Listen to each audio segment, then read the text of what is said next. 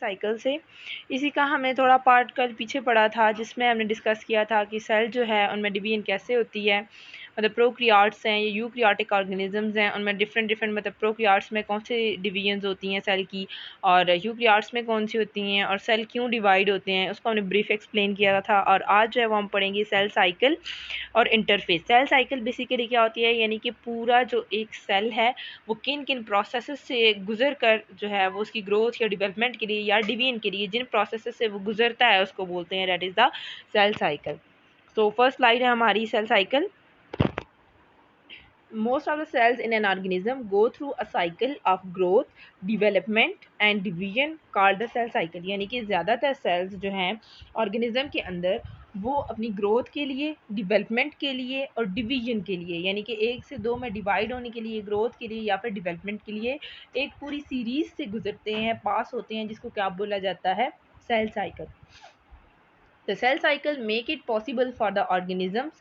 अब क्या है कि इसके ऑब्जेक्टिव्स क्या हैं, यानी कि सेल साइकिल के थ्रू, यानी कि एक सेल जो है वो डिफरेंट प्रोसेस से जब गुजरता है तो उसका मकसद क्या है, ठीक है, तो वो ऑर्गेनिज्म को क्या प्रोवाइड करता है। तो फर्स्ट पॉइंट अगर हम देखें, टू ग्रो एंड डिवेलपमेंट, यानी कि ऑर्गेनिज्म की ग्रोथ में और उसकी डिवेलपमेंट में हेल्प आउट करता है। To replace the cell that are old or damage, उसके अलावा जो है सेल साइकिल किस चीज़ में हेल्प आउट करती है कि रिप्लेस करती है उन सेल्स को जो ओल्ड हो चुके होते हैं या फिर डैमेज हो चुके होते हैं, ठीक है, यानी कि जो ओल्ड होते हैं या डैमेज सेल्स होते हैं उनको रिमूव करके वहाँ पर डिवीजन के प्रोसेसेस के थ्रू, यानी कि माइटोसिस मियोसिस के प्रोसेसेस के थ्रू सेल जो है वो नए सेल्स बनाते हैं या नई डिवीजन्स करते हैं, ठीक है। उसके अलावा क्या है, टू प्रोड्यूस न्यू सेल्स, यानी कि जो डैमेज सेल्स हैं उनको रिपेयर करती है ओल्ड सेल्स को, उसके अलावा नए सेल्स बनाती है। यानी कि जैसे कि अगर हम, आप लोगों को मैंने पीछे भी एग्जांपल दी थी फॉर द ग्रोथ, अगर हम जस्ट हैंड की ग्रोथ की बात करें तो बेबी से एल्डर में जब कन्वर्जन होती है, जब ग्रोथ होती है आहिस्ता आहिस्ता, तो आप क्या देखते हो कि हाइट में भी जो है वो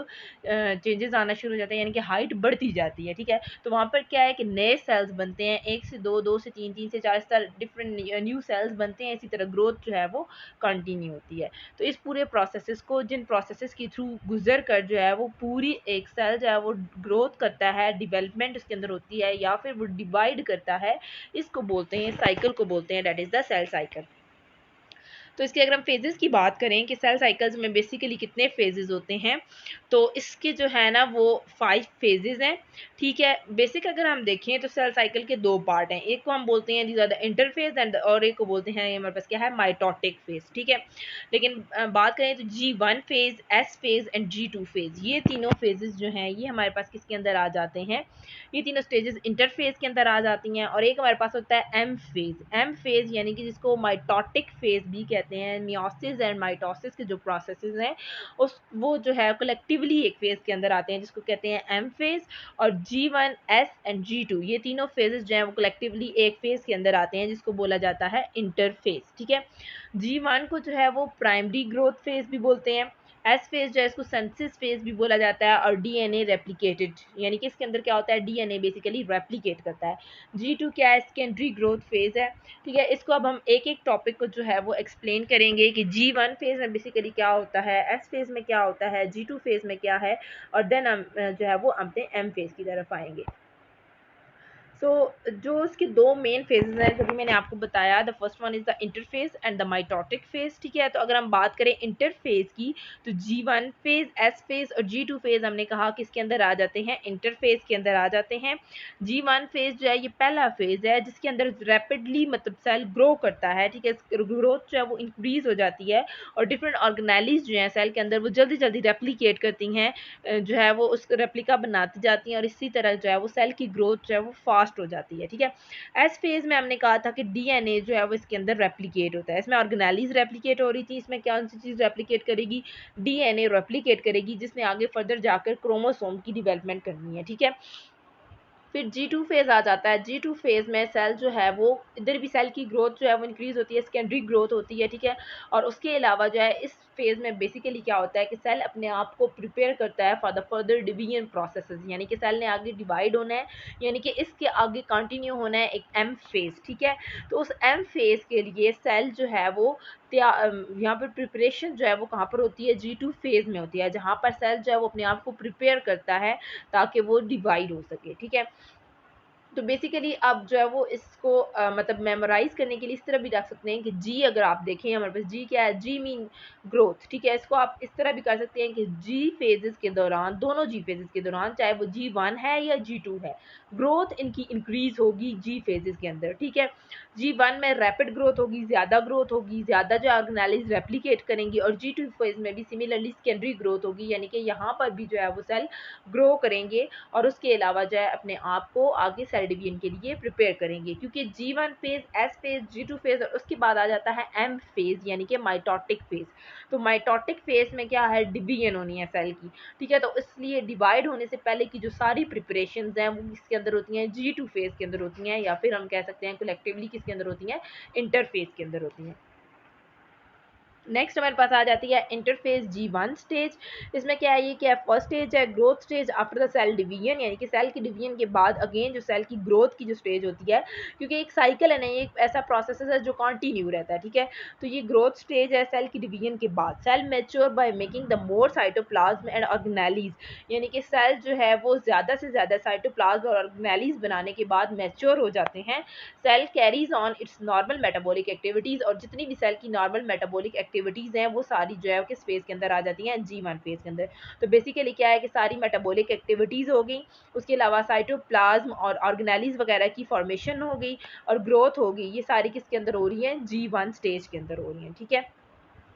आगे हमारे पास सेकंड स्टेज आ जाती है, that is the S stage, जिसमें हमने क्या कहा था कि ये सेंसिस स्टेज है। सेंसिस स्टेज है यानी कि इसके अंदर जो है वो नई चीज़ें सेंसिसाइज हो रही हैं। कैसे, मतलब कि जो उसका डीएनए है वो कॉपीड हो रहा है या रेप्लिकेटेड हो रहा है, यानी कि एक से दूसरी एक डीएनए, एक से दो डीएनए बन रहे हैं, यानी कि उनकी सेंथिसिस हो रही है, रेप्लिकेशन हो रही है। अब जैसे आप नीचे डायग्राम में देख सकते हैं, ये क्या एक ओरिजिनल डीएनए है, ठीक है। तो एस फेज के अंदर क्या होगा कि इस ओरिजिनल डीएनए की कॉपी बन जाएगी, two identical copies of DNA. तो ये एक से दो एक जैसी इसकी कॉपीज बन जाएंगी।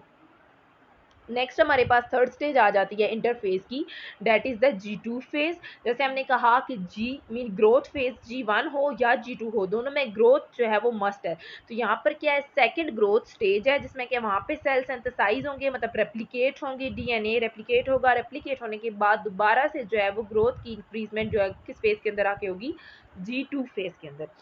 अकर after the DNA has been copied, यानी कि एक ग्रोथ स्टेज है, ग्रोथ कब अकर होगी, जब डीएनए कॉपीड हो जाएंगे, ठीक है। G1 फेज में क्या था, बिफोर द डीएनए रेप्लिकेशन जो ग्रोथ हो रही है, ठीक है, ऑर्गेनेलिज कॉपीड हो रही हैं, वो सारी G1 फेज के अंदर थी। फिर क्या हुआ, एस फेज आया जिसमें डीएनए ने रेप्लिकेट किया। देन अब हमारे पास आ गई है G2 स्टेज, ठीक है। तो G2 स्टेज के अंदर क्या होगा कि डीएनए कॉपी हो चुके हैं, अब दोबारा से सेल की ग्रोथ जो है वो इंक्रीज होगी। All the cell structure needed for the division are made, यानी कि जितने भी सेल स्ट्रक्चर्स हैं जो आगे डिवीजन में हेल्प करेंगे, लाइक सेंट्रियोल्स हो गए, एस्टर फॉर्मेशन आगे होनी है, वो सारे इसके लिए जो सेंट्रियोल्स वगैरह हो गए, ये सारे स्ट्रक्चर्स जो हैं वो किसके अंदर बनेंगे, G2 फेज के अंदर बनेंगे, ठीक है। बहुत organelles and proteins are synthesize, और इसके अंदर जो है वो ऑर्गेनेलीज और नई प्रोटीन्स जो हैं वो सिंथेसाइज होंगी, ठीक है। जैसे अब सिंपली हम कहते हैं कि हमने अगर कहीं जाना है, ठीक है, घूमने जाना है, तो हमने उसकी तैयारी जो है वो एक रात पहले कर लेते हैं कि हमें जाना है, उसके लिए हमें कौन कौन सी चीज़ें चाहिए होंगी। फॉर एग्जांपल अगर हम लोगों ने स्टे करना है तो हम लोग कहते हैं हमें ड्रेसेस चाहिए होंगे, शूज़ वगैरह चाहिए होंगे, इस तरह मतलब डिफरेंट अपनी ज़रूरियात की चीज़ें जो है वो हम रात में ही पैक करके रख लेते हैं कि ठीक है जी, सुबह हमने जाना है तो ये चीज़ें हमें ज़रूरत पड़ेगी। सिमिलरली G2 फेज भी वही नाइट है, जिसमें हमने क्या करनी है, अपनी प्रिपरेशंस को कंप्लीट करना है। G2 फेज के अंदर भी क्या होता है कि डिवीजन के लिए जो जो चीज़ें ज़रूरत होंगी, यानी कि ऑर्गेनेलीज होगी, प्रोटीन्स होगी, सेंट्रियोल्स वगैरह होंगे, ये सारी चीज़ें जो है ये आगे डिवीजन में काम हमारे आनी है। तो क्या होगा कि G2 स्टेज है, जिस स्टेज है जहाँ पर सेल अपनी ये सारी चीज़ें जो है वो प्रिपेयर करके रख लेता है, ठीक है। नेक्स्ट आ जाता है, ये आपको ब्रीफली जो है एक डायग्राम के थ्रू एक्सप्लेन किया गया है कि पूरे इंटरफेस के दौरान, यानी कि तीनों स्टेजेस के दौरान कौन कौन सी चेंजेस आती हैं, क्या क्या नई चीज़ें बनती हैं, कौन सी चीज़ें जो है वो चेंज होती हैं, रेप्लिकेट होती हैं, ठीक है। तो सबसे पहले हमारे पास क्या है कि ये बेसिकली आपको एक डायग्राम दिखाई है, जिसमें दिखाया गया है कि सेल एक्चुअली में कैसा होता है। मतलब हम लोग क्या सेल जो स्टडी करते हैं बुक्स के अंदर, हम डायग्राम्स देखते हैं, टोटली डिफरेंट है। ये एक्चुअली जो है वो सेल, अगर हम माइक्रोस्कोपिक व्यू देखें तो इस तरह का सेल जो है वो नज़र आता है। ये जो इसके अंदर डार्क ब्लू कलर का है, ये क्या है, न्यूक्लियस है, ठीक है। यहाँ पर देखिए, यहाँ पर पूरा जो है वो चीज़ दिखाएगी आपको, ये न्यूक्लियस, देन न्यूक्लियोलस, इसी के अंदर जो है वो थिन थ्रेड लाइक स्ट्रक्चर्स होते हैं, क्रोमेटिन्स हैं जो क्या कर रही हैं, रेप्लिकेट कर रही हैं। ये साइड पे जो क्या है, इसकी न्यूक्लियर मेम्ब्रेन है, यहाँ पर एस्टर फॉर्मेशन होती है जिससे आगे स्पिंडल फाइबर्स बनने हैं, ठीक है। सेंट्रियोल्स एनिमल्स के अंदर प्रेजेंट होते हैं। ये आपको एक एनिमल सेल की जो है वो डायग्राम दिखाएगी है। अच्छा, अब क्या क्या होगा इंटरफेस के दौरान जो है क्या क्या होता है। सबसे पहले क्या है, डीएनए रेप्लिकेट करते हैं, सेंट्रियोल जो है अगर प्रेजेंट है तो वो रेप्लिकेट करते हैं, ठीक है। उसके बाद सेल जो है वो अपने आप को डिवीजन के लिए प्रिपेयर करता है, ठीक है। ये सारी तीनों जो फंक्शंस हैं ये किसके अंदर होते हैं, इंटरफेस के अंदर होते हैं, ठीक है। नेक्स्ट आ जाता है कि वाई डू सेल रिप्रोड्यूस, यानी कि सेल जो है वो क्यों रिप्रोड्यूस करते हैं, ठीक है। To make the more organism of same species, यानी कि यूनिसेलुलर ऑर्गेनिज्म है तो उन जैसे और ऑर्गेनिजम्स बनाने के लिए सेल रेप्लिकेट करते हैं, रिप्रोड्यूस करते हैं। To grow the multi cellular organism, यानी कि ग्रोथ के लिए जो मल्टी सेलुलर ऑर्गेनिज्म है उनकी ग्रोथ को आगे इंक्रीज करने के लिए सेल की डिवीजन की जरूरत पड़ती है। To repair the damage tissue, यानी कि जो डैमेज टिश्यू है मल्टी सेलुलर ऑर्गेनिज्म के अंदर जो टिश्यूज डैमेज हो जाते हैं उनको रिपेयर करने के लिए भी सेल डिवीजन होती है, यानी कि सेल रिप्रोड्यूस करते हैं या सेल की ग्रोथ होती है। ये एक स्लाइड के अंदर मैंने डाल दी है कि पिछले जैसे मैंने आप लोगों को एक्सप्लेन किया था कि सेल को जो है वो डिवाइड होने की ज़रूरत क्यों पेश आती है पिछले लेक्चर में।